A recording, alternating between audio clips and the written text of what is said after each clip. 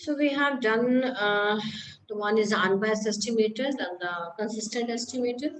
Now we will talk about the efficient estimator. पहले unbiased की बात की कि average of the estimators, जो एक ऐसा estimator जो जिसकी average value जो है वो population parameter की equal हो जाती है. On an average, the value of the estimator is equal to the population parameter that was the unbiased estimator. फिर unbiasedness ये नहीं बताती कि estimator और population parameter में क्या difference है. Then we will go for the consistent estimators. अगर दोनों को जो difference है, अगर वो less than epsilon हो रहा है, तो इस event की जो probability है वो क्या है, tending to 1, or we can say that it is greater than 1 minus eta for all n greater than or equal to m. अब consistent estimators आ गए. अब कौन सा सबसे अच्छा है उनमें से? So there is another criteria that is called the efficiency. Sometimes many consistent estimators are available to estimate the population parameter. बहुत सारे पीछे भी किया sample mean is the consistent estimator. फिर हमने किया sample variance is the consistent estimator.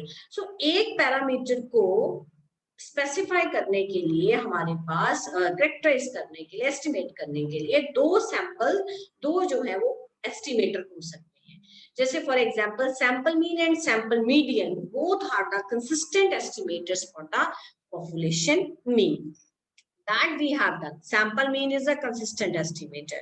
So sample median we will do tomorrow. Sample median is a consistent estimator.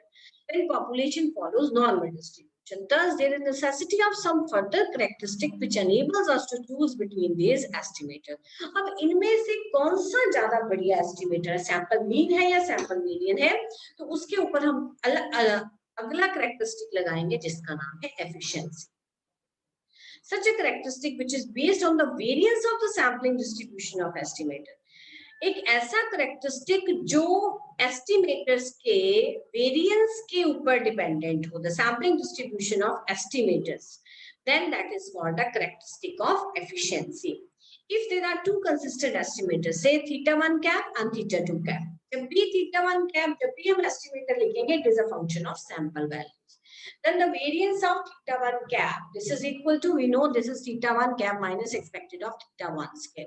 Theta 2 cap, they are compared and estimating having least variance. तो उन दोनों में से जिसका variance सबसे कम होगा, that is called the efficient estimator. Therefore, if variance of theta 1 cap is less than variance of theta 2 cap, then theta 1 cap will be the efficient estimator. So, efficient estimator में efficient estimator सबसे पहले consistent estimator क्या होना चाहिए, सबसे पहले consistent estimator. तो अगर कंसिस्टेंट एस्टिमेटर हमने ढूंढ लिए, फिर हमने उन दोनों के क्या चेक किए, वेरिएंसेस चेक किए. जिसका वेरिएंस कम होगा that will be the efficient estimator, right. So now we have the example. साथ साथ example भी है, given example of the unbiased estimate. इस तरह से भी question आ सकता है. So in case of normal distribution, sample mean is the unbiased estimator of the population mean as compared to the sample median. So सबसे पहले हम normal distribution का PDF लिखेंगे, right? Then we will take the samples. Then we will have a population values x1, x2, xn. So we will take the sample. Then we will find the sample mean. Then we will find its variance of x bar, right? So variance of xi. अब यहाँ पे देखो जब आप variance of x bar ढूंढ रहे हैं तो ये किस पे डिपेंडेंट हो गया, variance of xi पे डिपेंडेंट हो गया. और variance of xi क्या है, summation xi minus expected of xi whole square. What is expected of xi? That is equal to mu. We have already proved that. So therefore, we are left with 1 by n square summation variance of xi. So into then अब यहाँ पे देखो क्या है, variance of xi क्या है, expected. Expected को जब आप लिखते हैं, अगर देखो discrete variable है तो वो आता है what is expected of x. अगर discrete है तो वो आता है summation x into probability of x. अगर वो continuous है तो आप लिखते हैं integration x into f of x. इस तरह से represent. तो अब यहाँ पे डिस्क्रीट है क्योंकि पॉपुलेशन की वैल्यूज कितनी है, I 1 2 3 so on to capital N. Similarly, the sample has the values x1 x2 so on to xn.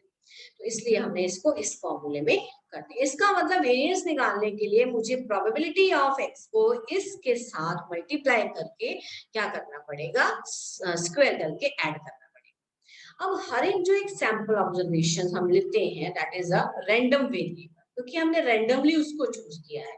Our total concept is based on the random sampling. So जब हम sample लेते हैं, अगर random sampling कर रहे हैं, तो every random sample क्या होता है, every unit of the population has an equal chance to be included in the sample. So हर एक के होने की प्रोबेबिलिटी क्या होगी, सेम होगी। तो अगर ये रैंडम वेरिएबल है, then we know that xi minus q will also be a random variable। तो हम इसकी क्या बनाएंगे, प्रोबेबिलिटी डिस्ट्रीब्यूशन, क्योंकि ये किसके साथ मल्टीप्लाई हो रहा है, प्रोबेबिलिटी ऑफ x। तो xi बनाया, फिर xi minus mu बनाया, फिर इसकी प्रोबेबिलिटी, इसके आने की प्रोबेबिलिटी क्या है, 1/n। ठीक है, टोटल कितने ऑब्जर्वेशन है, n। इस वेरिएबल के आने की प्रोबेबिलिटी क्या होगी, 1/n, 1 सबकी, क्योंकि each is a random sample. Square करेंगे, मल्टीप्लाई करेंगे, therefore you will substitute the value of the variance of x and that comes out to be sigma square. So variance of x bar, this comes out to be sigma square by n, right? Now the variance of, now this point to be noted, the variance of the sample median of any distribution is 4 by n into f naught square. n is the sample size, f naught is the probability corresponding to median. इसका मतलब ये हुआ, and that is variance of sample median is equal to 1 by 4n into f naught square. So in case of normal distribution, we know that हमें पता है normal distribution में mean median mod जो है वो coincide कर जाते हैं, ठीक है, and its value comes out to be 1 by 2 pi sigma. So what is f naught? This is equal to, f naught is equal to 1 by under root of 2 pi sigma. F naught is the probability corresponding to median, or this is equal to f naught square is equal to 1 by 2 pi sigma square. So this is a result that we have already done in the consistent estimator. So beta variance of, so we will put the value of f naught here. What you will get? You will get 22 by 4 into sigma square by n. So when you will compare it, this is a variance of sample median, right? And when you will solve it, ये क्या है? This is the variance of x bar. यहाँ पे हम x bar. So variance of sample mean जो है 1.5 times is the variance of x bar. So therefore variance of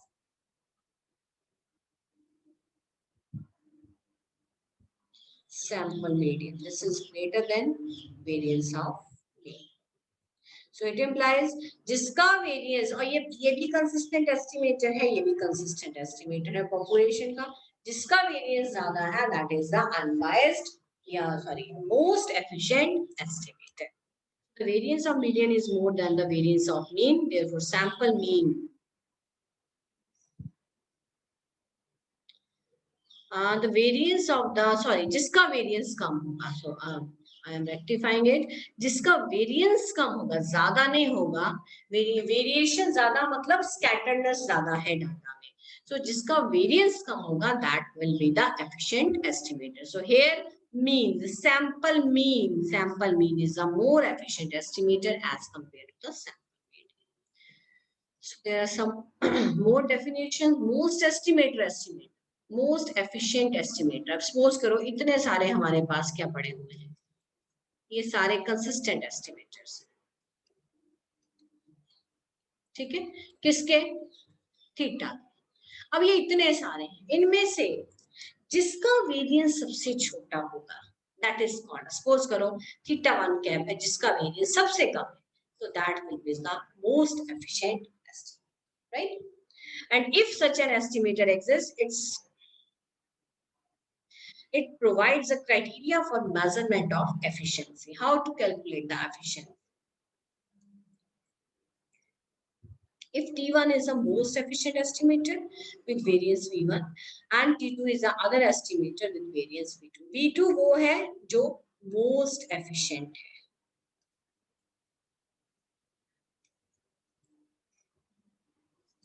ठीक है जी। तो और V2 जो है वो सिंपल एक एफिशिएंट वेरिएंस है, most efficient estimator having variance V1, ठीक है जी।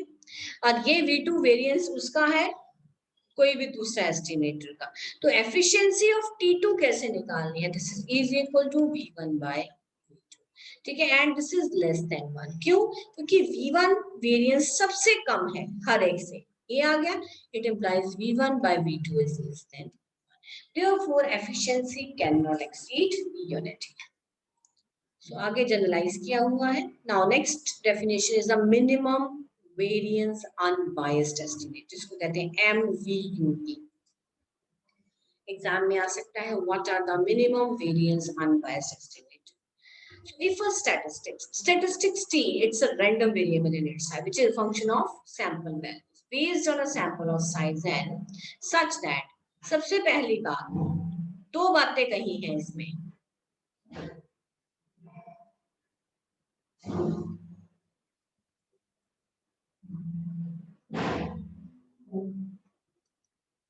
दो बातें कही हैं, एक तो मिनिमम वेरिएंस हो, नंबर 1, दूसरा क्या हो, अनबायस्ड एस्टिमेटर। इसका मतलब टी सबसे पहले क्या होना चाहिए, unbiased estimator of gamma theta. ये गामा थीटा में कंफ्यूज नहीं होना, gamma theta is nothing but the parameter, it is a function of theta, so that's why they have written for all theta belongs to the capital theta, और capital theta क्या है, parametric space, right. सबसे पहली बात वो क्या होना चाहिए, अनबायस्ड। दूसरी बात इसका क्या होना चाहिए, smallest variance among the class of all unbiased estimators. जितने भी अनबायस्ड एस्टिमेटर हैं गामा थीटा के, उनमें से एक ऐसा हो जिसका स्मॉलेस्ट वेरिएंस है, that is called the minimum variance unbiased estimator. So more how you will define mathematically, T is MUV of gamma theta if expected of T is gamma theta and variance of T is less than or equal to। अगर आपने इसको और आसान करके लिखना है तो आप इसको ऐसे भी लिख सकते हैं, and variance of T, वो तो थीटा वेरी कर रहा है, that's why is less than or equal to variance of T dash, where T dash is any other unbiased estimator of gamma theta, right? So let's do some examples.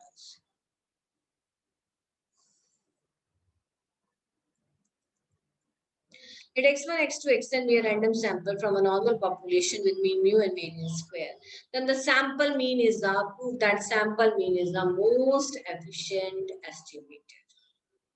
अगर देखो, अगर मुझे prove करना है sample mean most efficient है, मतलब expected of x bar mu के बराबर होना चाहिए, ठीक है, नंबर 1, और variance of x bar is less than और equal to variance of any other estimator होना चाहिए। तो हमने क्या किया, एक टी एक और एस्टिमेटर बना लिया, दैट इज हमने अपनी तरफ से ले लिया ये वाला एक एस्टिमेटर, एक स्टैटिस्टिक्स डिफाइन किया। Let us define a statistics, you right है, let us define a statistic.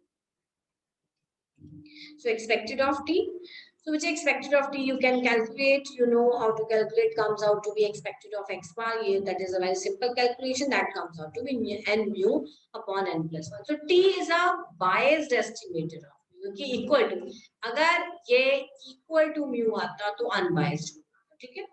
Variance calculate करेंगे, वेरिएंस का formula you know, that is expected of T minus expected of T it's whole square. तो वही लगाया है यहाँ पे, ये देखो टी की वैल्यू पुट करते हैं, तो बच्चे n and +1 कॉमन आ जाएंगे, so you are left with variance of T upon variance of x bar, that is कितनी वैल्यू आई, देखो ये वेरिएंस ऑफ टी, ये किसके बराबर आ गया, वेरिएंस ऑफ x के, दोनों को आपस में डिवाइड किया, so this is n square, this is less than 1।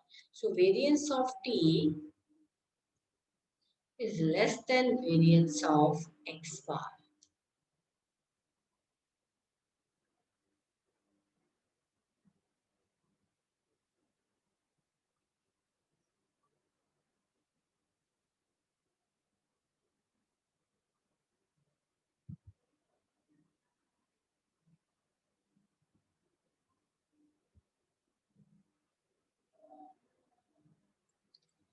आगे उन्होंने क्या किया, एक और हमने वेरिएबल ले लिया मीडियन, एक्सएम क्या ले लिया, मीडियन उठा लिया, फिर हमने वेरिएंस ऑफ एक्सएम निकाला, ठीक है।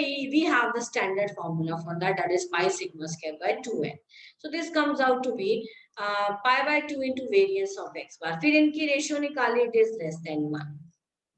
So variance of x bar is less than variance of xn. So इनको कंक्लूड किया variance of t किससे छोटा है, वेरिएंस ऑफ एक्स बार से, और वेरिएंस ऑफ एक्स बार छोटा है वेरिएंस ऑफ एक्स एन से। तो सबसे छोटा कौन हो गया, variance of T.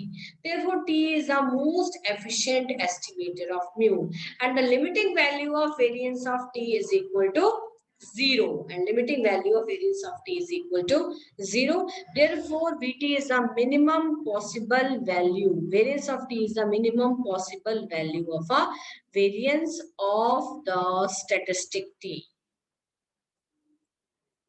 Therefore, T is the most efficient estimate.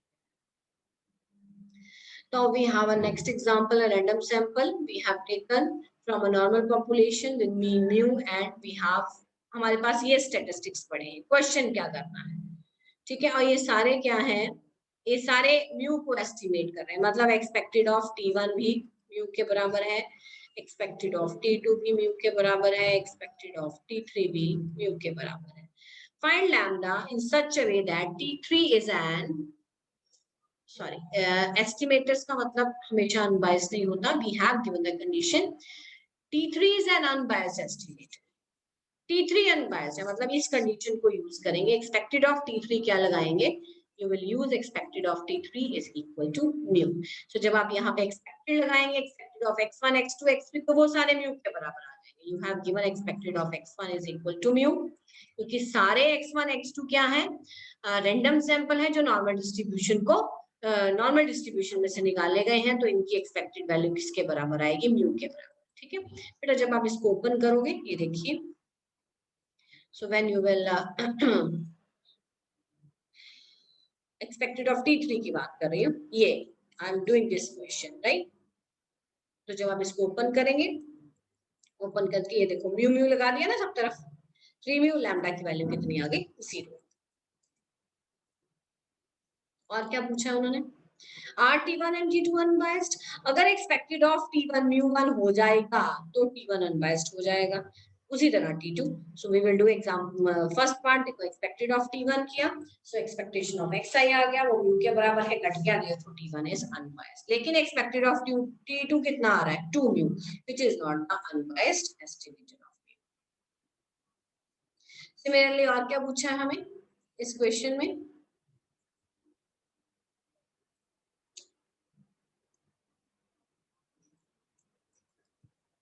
and state giving reason estimator which is the best estimator of all. इन तीनों में से बेस्ट एस्टिमेटर कौन होगा जिसका वेरिएंस सबसे कम होगा। So now we will calculate the variance. Variance निकालेंगे, सबका वेरिएंस, हर रैंडम वेरिएबल का वेरिएंस कितना आ रहा है, सिग्मा स्क्वायर, ठीक है जी। We have already given. तो अब देखो किसका वेरिएंस सबसे कम है, T1 का वेरिएंस सबसे कम है, therefore T1 is the best estimator of mu. Similarly, बेटा example number 16 is बिल्कुल exactly like that, because अब यहाँ पे covariance की term क्यों 0 लिखते हैं, क्योंकि जो random sample है they are independent of each other, they are independent. So तब, और जब variables independent होते हैं उनके बीच का covariance क्या हो जाता है, 0. So this is quite simple. Now next example. So we will I will explain this example to